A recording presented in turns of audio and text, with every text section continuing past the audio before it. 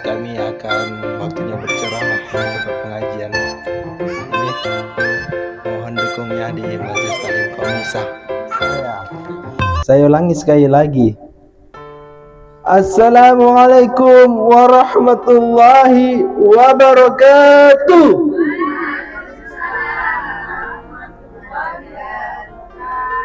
Alhamdulillahirabbil alamin, wassalatu wassalamu ala asrafil anbiya'i wal mursalin wa ala alihi washabbihi ajma'in. Allahumma shalli ala sayyidina Muhammad wa ala ali sayyidina Muhammad. Bisa? Oke. Faqala Allah Ta'ala fil Qur'anil Karim, a'udzu billahi minasyaitonir rajim. Bismillahirrahmanirrahim. Innallaha wa malaikatahu yusholluna 'alan nabi ya ayyuhalladzina amanu sallu 'alaihi wa sallimu taslima. Shadaqallahul azim.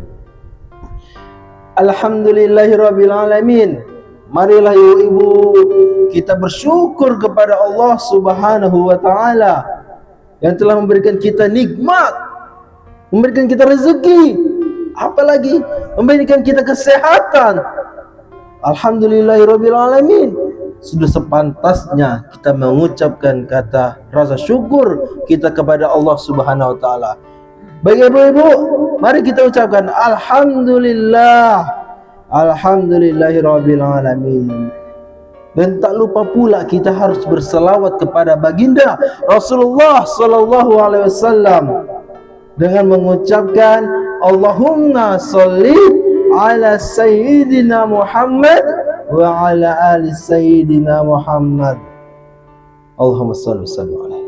Semoga dengan membacanya selawat itu kita mendapatkan syafaatnya di yaumil akhir kelak. Bayangkan ibu-ibu, di hari akhir kelak kita berdiri di masa sidang. Wah, masa sidang itu berkumpul semua manusia, matahari di atas kepala kita sejengkal. Bayangkan ibu-ibu, saya membaca juga kita tanpa busana di situ kecuali dikehendaki Allah Subhanahu wa taala. Bayangkan ibu-ibu betapa panasnya menunggu kita di hari itu. Selama berapa tahun? 50.000 tahun. Hitungan akhirat, satu hari di dunia berapa hari? 100 hari. 100 tahun. Makanya kita harus berselawat kepada baginda Rasulullah sallallahu alaihi wasallam.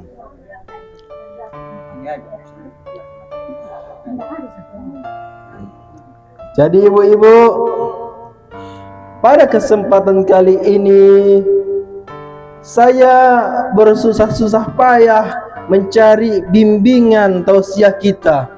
Alhamdulillah saya mendapatkan seseorang yang istimewa, yaitu Ustadz Yusrin. Ustadz Yusrin ini beliau dari Labuhan Batu, jauh-jauh saya panggil hanya untuk kita belajar agama di tempat ini. Maka pada kesempatan ini jangan kita sia-siakan. Waktu adalah uang dan waktu itu sangat berharga. Pantun saya, niat hati beli tenggiri, malah beli ikan teri. Ayo kita belajar mengaji agar damai selalu di hati. Daftar kuliah dokter gigi, apalah daya kurang pandai. Rajinkan diri kita mengaji, hati tenang terasa damai. Ibu-ibu, mari kita belajar untuk mengaji, untuk mengkaji diri. Karena apa? Kalau kita tidak belajar, kita akan rusak. Seperti zaman-zaman jahiliyah dulu, sebelum datangnya Nabi. Macam mana itu?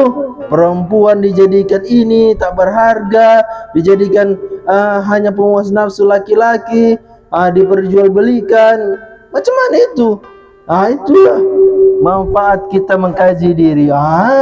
Selamat datang Ibu cantik.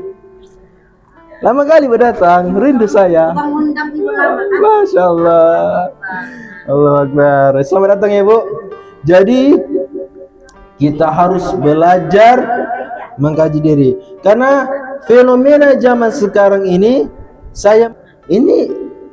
ini karena kita tidak belajar. Jadi kita harus belajar ya ibu-ibu untuk mencapai ridhonya Allah Subhanahu Wa Taala.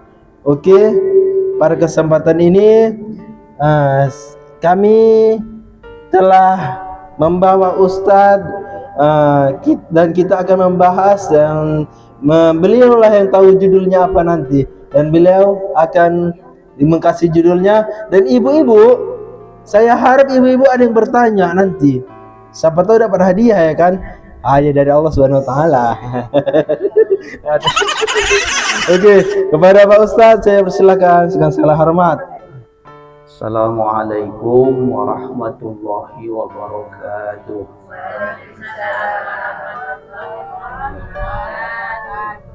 Alhamdulillahi wahdah wassalatu wassalamu ala rasulillah la nabiyya ba'dah. Amma ba'du. Yang kami hormati Ibu Ahli Baik beserta seluruh keluarga di rumah yang bermewah ini, yang saya hormati Ibu Ketua Perwakilan Kaum Nisa namanya Bu ya. Kemudian ibu-ibu seluruh anggota pengajian yang berhadir, yang saya hormati, yang kami muliakan. Sudah panjang lebar tadi Ustadz Reza menyampaikan mukadimah. Mudah-mudahan apa yang disampaikannya menambah wawasan ilmu kita, terkhusus di bidang agama, sehingga kita dapat mengamalkan ibadah dalam kehidupan ini berdasarkan ilmu pengetahuan. Ibu-ibu yang saya muliakan, tidak lama saya menyampaikan kajian pada sore hari ini. Hanya ada 3 amal ibadah yang sangat dianjurkan. Hanya ada 3 amal ibadah yang sangat dianjurkan.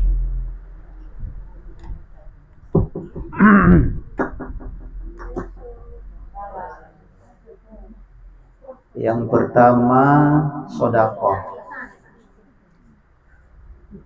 Yang pertama sedekah, ya Bu, sedekah. Allah Subhanahu wa Ta'ala sangat menyukai orang yang suka berbagi. Kenapa? Karena Allah itu Maha Pemberi.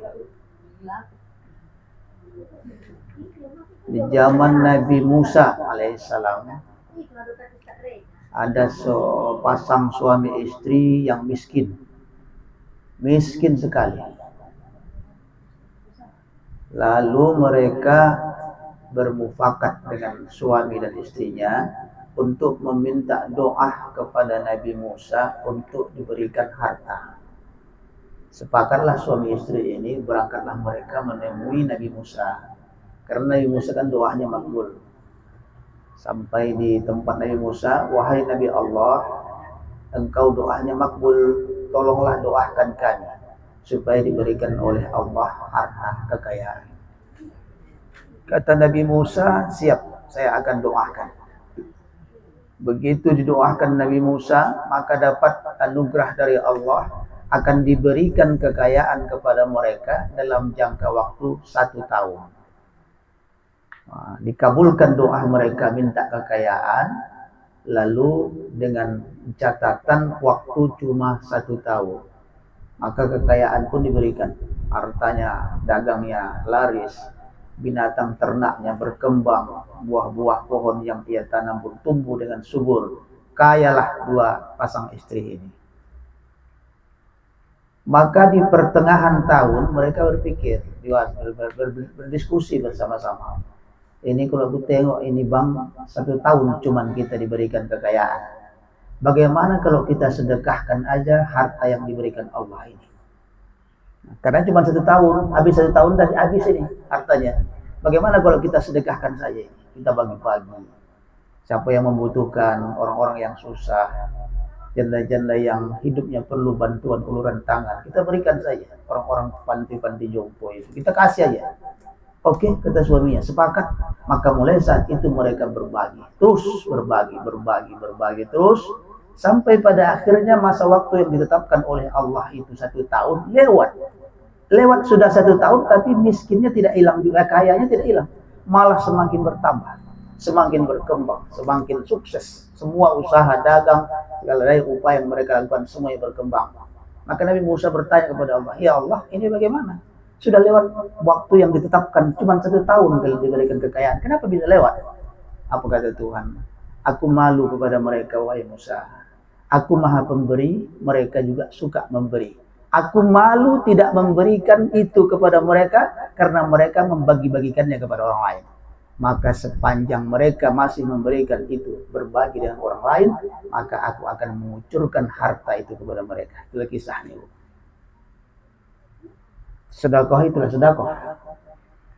Nah, ini 1 gelas, ini kan wirid ini Bu, kalau kita wirid memaksa kita bersedekah.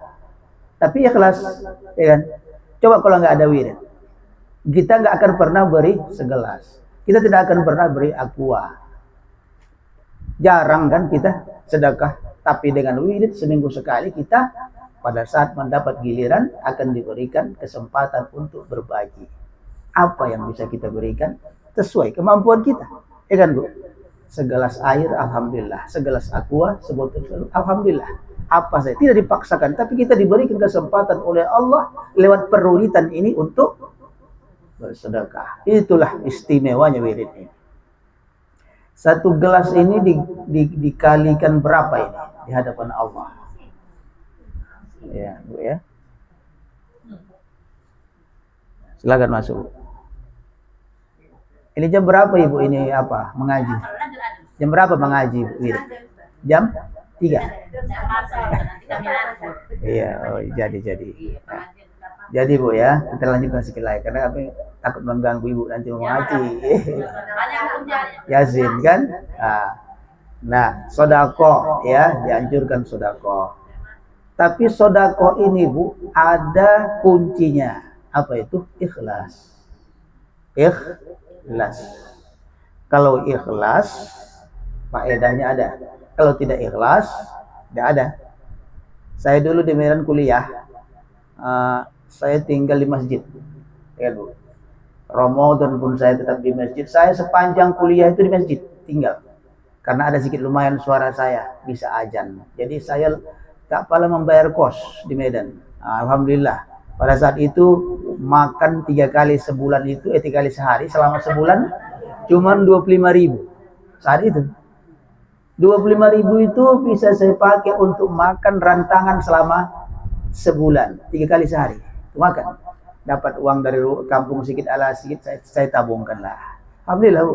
Saya di masjid itu ingat saya Ramadan itu. Ramadan ya. Ramadan. Saya suka dengar ceramah di pusat pasar. Pusat pasar Sambo itu di atas ada masjid. Masjid orang Padang.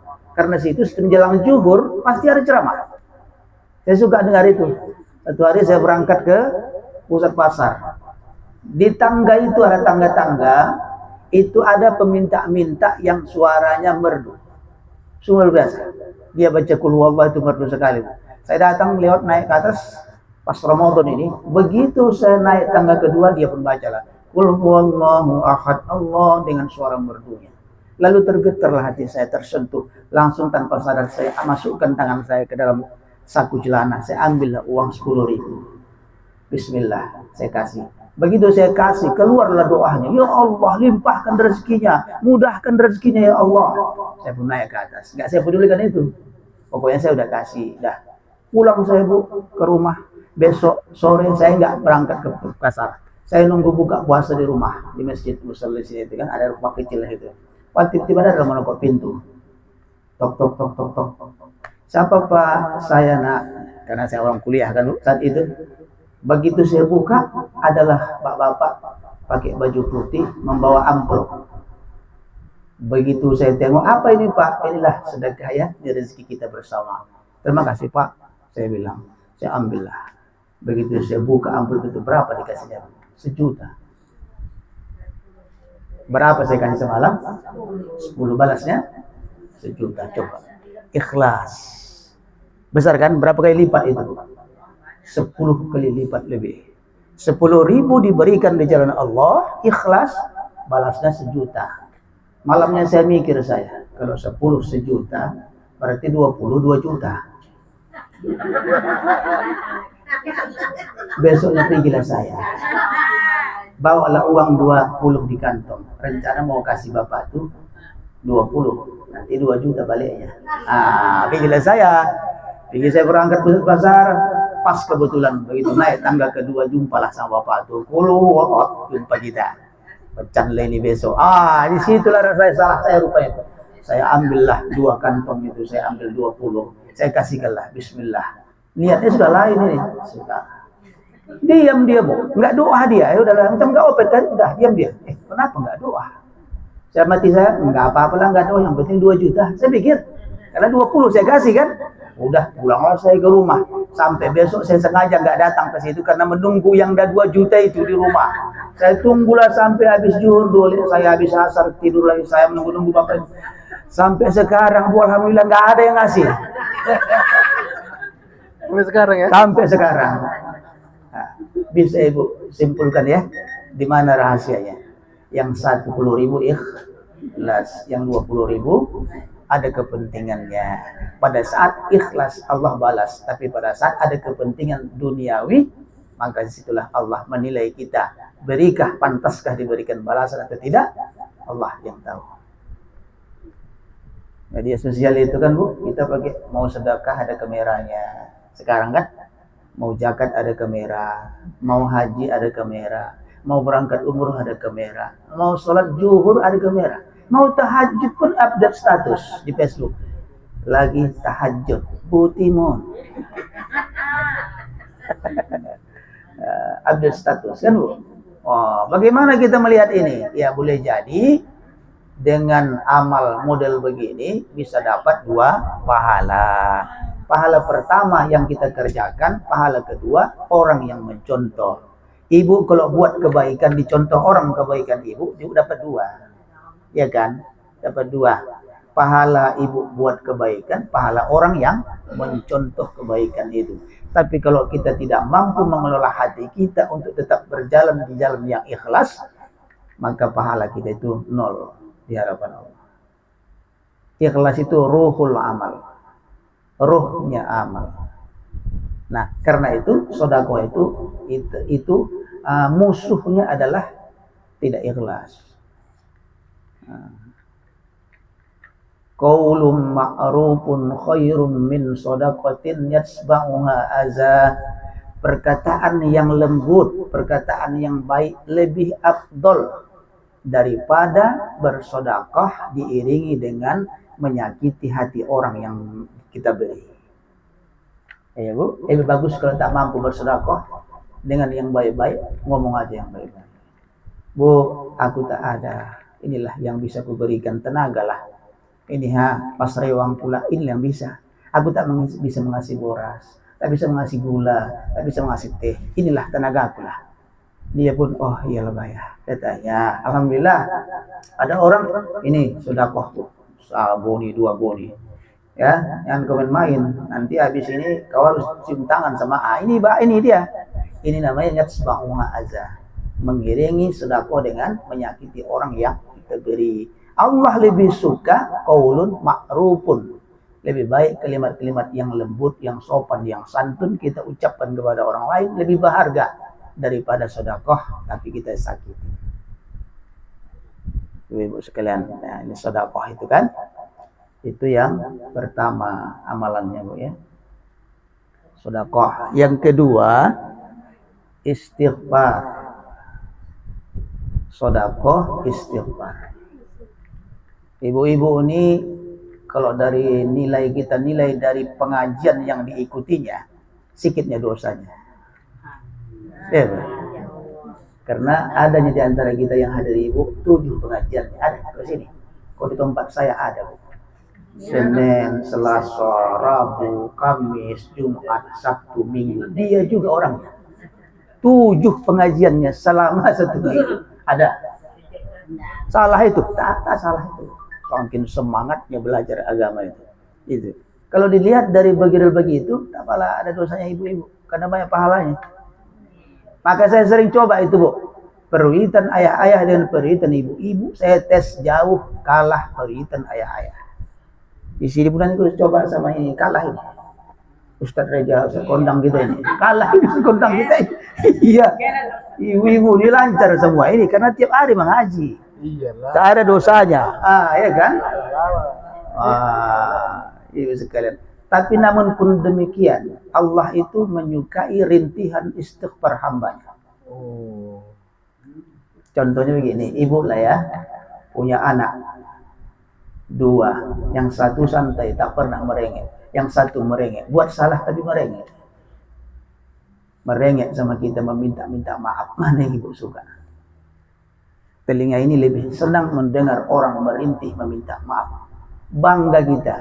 Enak, nikmat. Allah juga begitu.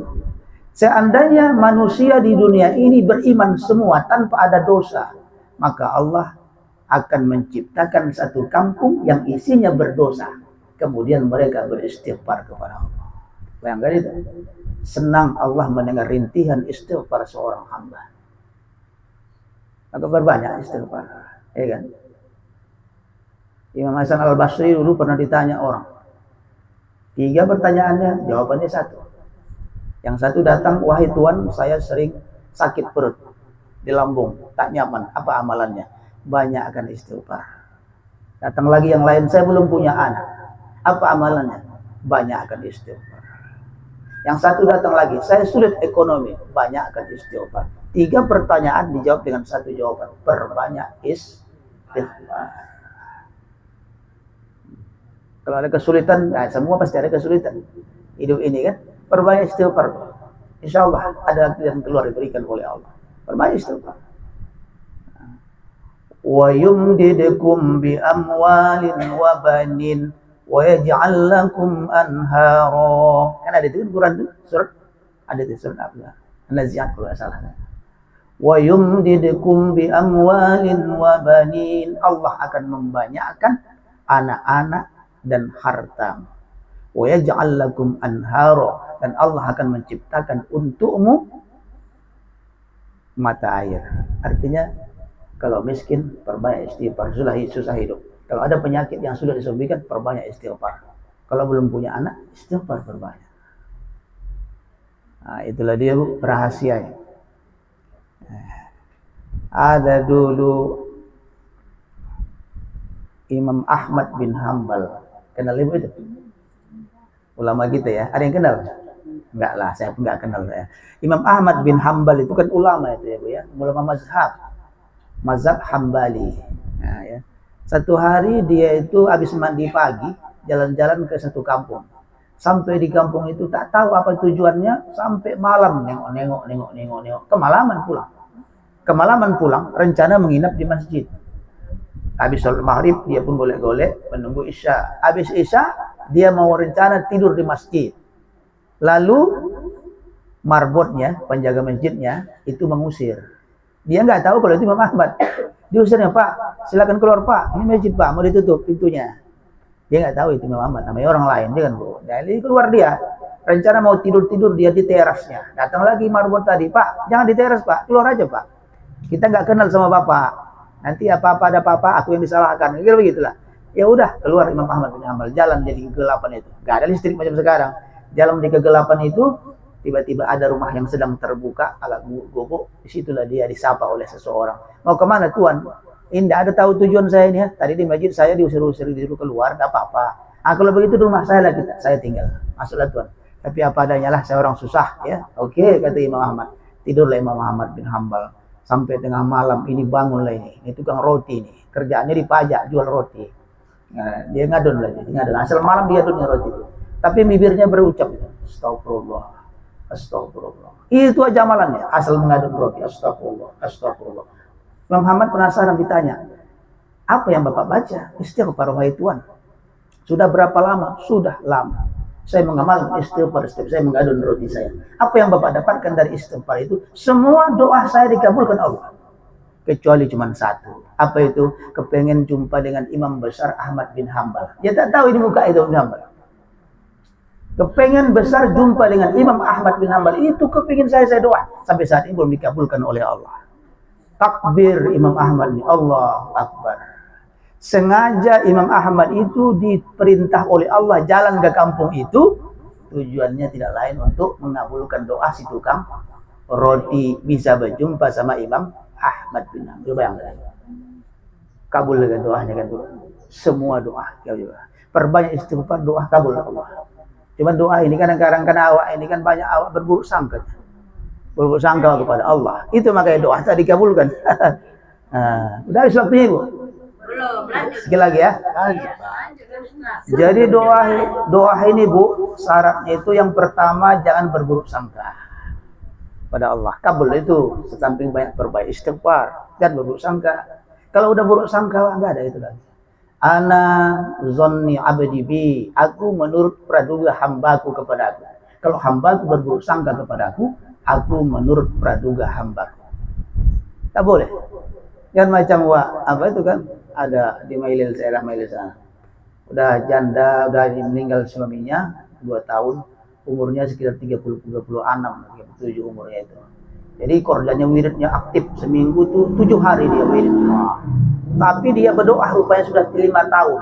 Ya Allah, berangkatkan aku haji dan umroh. 5 tahun berdoa, tak juga berangkat.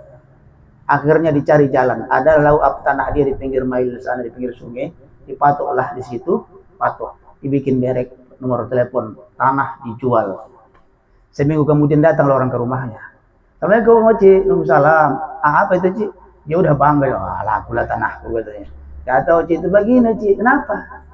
Tanah Cik yang dipatok itu kemana perginya? Kemana? Patoknya pun hilang katanya. Rupanya datang longsor, hujan lebat, hasuk patok itu terjun ke dalam sungai. Jadi tanahku habis. Jangankan tanah, patoknya pun tak nampak kata Cik itu. Ya Allah, masih kuat imannya. Gak apa-apa, aku tetap berdoa, iman. Ada satu lagi rumahku di Jalan Kebun Jambu, yang buruk-buruk itu nanti ku pasang pamfletnya. Rusak tanah, ke sana dipasang patok, dijual. Rencananya haji dari tanah jual itu. Sebulan kemudian datanglah orang ke rumahnya. Oh Cik, kenapa? Alah, minta izin, gak maaf lah Cik. Gara-gara kompor di rumahku terbakar, habis merembet ke rumah Oci, terbakar rumah Oci. Ya Allah, terbakar. Udah begitu udahlah katanya. Udah lagi aku berdoa. Capek aku katanya. Karena Tuhan tak boleh peduli sama aku lagi. Tak ada lagi kabul Tuhan ini katanya. Barontilah aku wirid katanya. Barontilah dia wirid.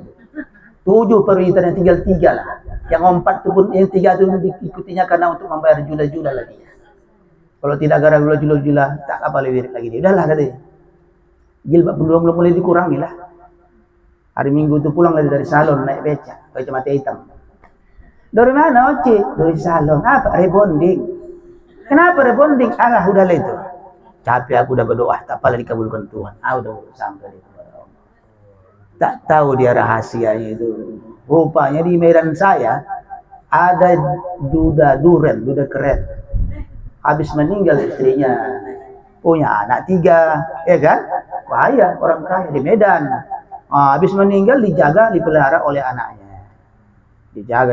Anaknya kewalahan, dia tahu dipanggilnya. Nak, kalau udah kamu tak sanggup lagi menjaga ayah, tak apalah marah ayah, tapi izinkan ayah mencari omak kamu yang baru. Kata anaknya, jadilah ya, ayah lah, kamu ikut saya, apalah kami. Kata ayah anak-anaknya, jadi carikan. Kalau begitu carikan kamu lah, kata ayahnya. Dengan syarat kamu yang mencarikan supaya kamu suka. Oke, kata anaknya, carikan orang itu lah. Cuman syaratnya ada satu, kata ayahnya. Kalau ku pandang nanti dia menggotar hatiku, itu baru ndak aku katanya.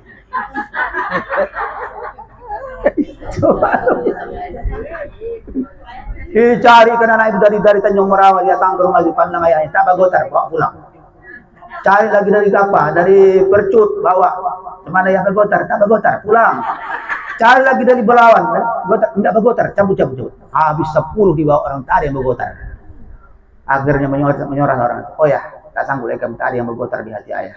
Ayahlah mencarinya sendiri. Setuju kamu? Setuju. Kalau begitu oke lah. Biarlah ayah mencari. Dicarinya lah. Masuklah dia ke Tanjung Merawa, tengok cewek tak bagotar. Masuk lagi dia ke Perbaungan Tewal, tak bagotar. Masuk dia ke Merbau, tak bagotar. Sampailah dia ke Labuhan Batu, ke Tanjung Medan. Kapajaklah dia. Kebetulan Ocek tadi mirip hari ini di rumahnya. Membelanja lah, mau membuat makanan. Berjumpa lah di pajak, tak bertabrak. Ditengok bapak itu bagotar hatinya. Pandangan pertama. Bayangkanlah.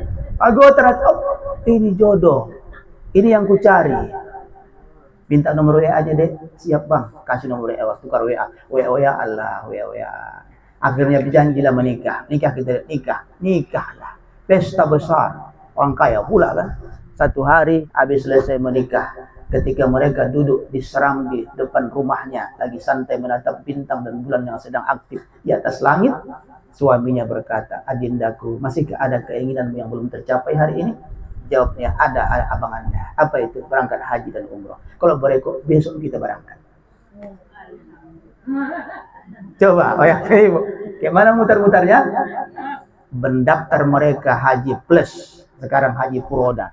Berangkat haji hanya tempo 4 bulan. Haji, pulang dari haji, ada lagi umroh, berangkat kita umroh. Umroh haji, dapatnya bukan dari tanah, bukan dari rumah yang terbakar, dari duren dapatnya. Duda keren. Iya kan Bu? Jadi barangkali Bu, sekedar sumbang si hari ini itulah yang harus disampaikan. Pada kesempatan ini, apa tadi kaji kita? Yang pertama, sedekah, yang kedua, istighfar. Lain kali ada waktu kita sampaikan beberapa amal ibadah yang sangat dianjurkan itu. Mudah-mudahan bermanfaat. Mohon maaf ada kehilapan. Usikum wa nafsi bitaqwallah. Wassalamualaikum warahmatullahi wabarakatuh. Waalaikumsalam warahmatullahi wabarakatuh. Masya Allah sekali ya Ustaz. Pembahasan kali ini sangat indah sekali. Mungkin ibu-ibu yang kami muliakan, adakah yang ingin bertanya? Mungkin di hati ibu ada juga yang ingin bertanya. Seperti saya pun ingin bertanya, cuma nantilah. Siapa tahu ada ibu-ibu yang ingin bertanya. Ada ibu-ibu yang bertanya, "Tah ibu-ibu janda kan? Mencari jodoh."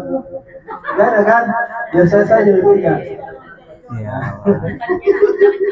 Ayo bercanda loh. Sering saya itu cari jodoh. Tak ada Jadi jodohnya. gini Pak Ustaz, saya pernah melakukan ibadah, tetapi saya buat kamera. Lalu ada yang teman saya mengkomen, "Jangan ria Ustaz," kata. Itu bagaimana Pak Ustaz cara membedakannya dengan kita beribadah, tapi kita mau buat edukasi kepada masyarakat seperti niat yang Pak Ustaz bilang tuh, tapi dibilang orang-orang ria. Itu bagaimana kita? Sabar aja, sabar. Sabar ya. Iya, sabar aja.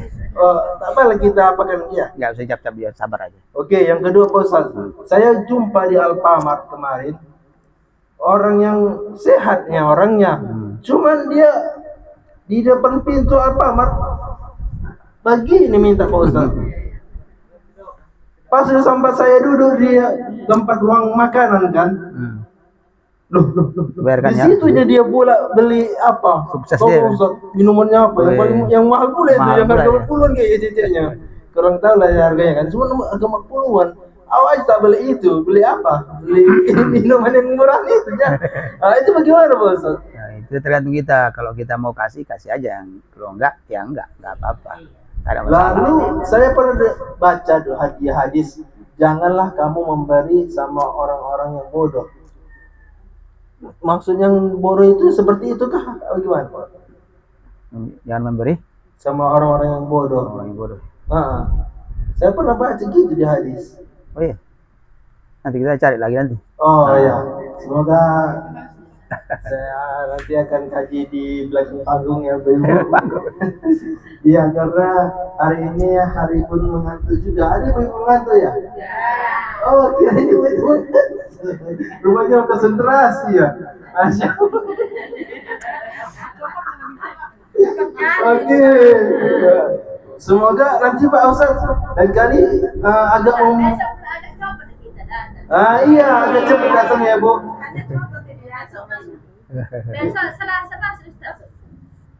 Insyaallah ya Ustaz. Ada tidak boleh lihat perlabian. Oh, iya. Tapi tenanglah Ibu, saya akan kondisikan nanti. Maksudnya kalau Mas Ustaz kami bilang pula. Ya nanti. Makanya tadi pakai WA bilang ibu itu ketua tuh. Oh, Ibu ketua kapan masuknya? Kita tahu ya kan Bu? iya, Nanti iya, WA. iya, Ustaz, ya. Yang ibu tadi tinggal ada WA datang aja kita kan. Iya. Yang jelas Selasa besok, Iya. ya Selasa besok enggak? Aku enggak wir Selasa semalam. Lain kali apa? Nanti di WA Ustaz Reja ibu nanti. Apa? Karena ada nomornya di sini, nomor ketuanya. Nah. Oh ya, nanti yang mau tentang tahu tentang saya atau konfirmasi, ada nanti akan saya masukkan channel YouTube saya. Ibu nanti buka YouTube, ada situ channel YouTube Reza Falik bin Nasution. Nah itu ibu subscribe lah.